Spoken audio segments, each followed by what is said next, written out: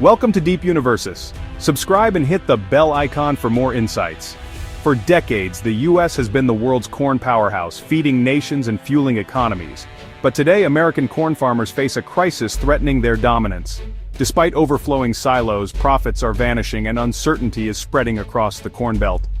The issue isn't just about growing more corn, it's about adapting to a rapidly changing world. Global buyers now demand transparency, higher standards, and specific qualities the U.S. system struggles to deliver. Meanwhile, countries like Canada are seizing the opportunity, adapting quickly to new market demands. This isn't just a tough season, it's a fundamental challenge to the American way of farming. The corn industry supports entire communities, from local businesses to schools and related industries. When farmers struggle, the ripple effects are felt everywhere. The current crisis is a wake-up call. The old ways may no longer be enough. The world is changing and the American corn industry stands at a crossroads. Will it adapt or be left behind? American farmers are caught in a relentless economic squeeze. Input costs, fertilizer, fuel, seeds have soared, while corn prices have dropped due to global surpluses. Even record harvests can't guarantee profits. Many farmers are working harder for less. Rising expenses force tough choices: take on debt, sell land, or cut back on operations. The shrinking profit margin is pushing some out of business entirely. Every decision, from planting to harvest, is shadowed by financial risk. The dream of passing the farm to the next generation is fading. Farmers must spend more to grow their crops, only to be paid less at market.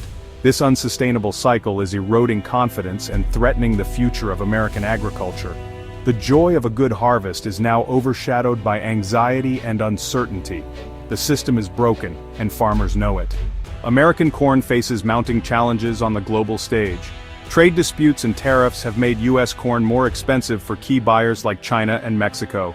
As a result, these countries are turning to competitors: Brazil, Argentina, and especially Canada. Shipping costs and congested global freight routes add to the problem, making timely delivery difficult. Buyers want reliability, and delays push them to seek new suppliers. Stricter regulations in Europe and Asia, especially on GMOs and pesticide residues, further limit U.S. access.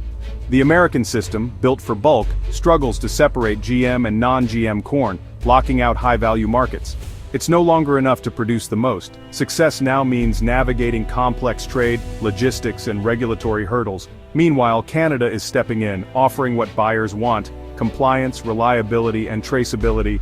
The U.S. is losing ground, not just in volume but in influence. The global market has changed, and America's old advantages are slipping away. To compete, the U.S. must rethink its approach, or risk being left behind. The world's appetite for corn remains, but the rules of the game have shifted. Will America catch up?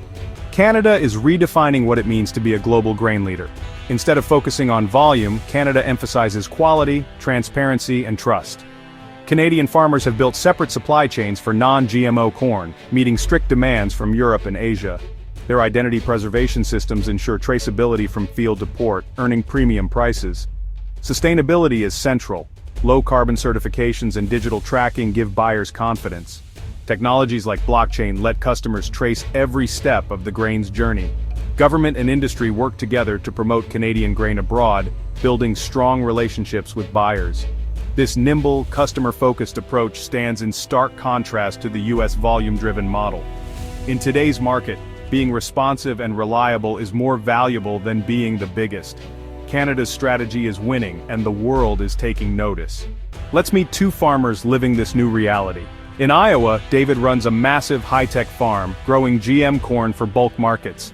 Despite a bumper crop, soaring costs and low prices leave him barely breaking even. His corn is mixed with others, losing any unique value, and he's at the mercy of global trade disputes. David feels powerless, trapped in a system that no longer rewards his hard work. In Ontario, Marie manages a smaller farm focused on non-GMO corn for export. She contracts with a specialized exporter, earning a premium for her traceable, identity-preserved crop. Digital records track every step, meeting strict EU standards. Marie knows her buyers, adapts to new demands, and is shielded from wild price swings. She feels empowered and connected while David feels left behind. Their stories show the stark difference between adapting to new markets and clinging to the old model. The future favors those who innovate and respond to change. Which path will American farmers choose? The corn crisis ripples far beyond the farm.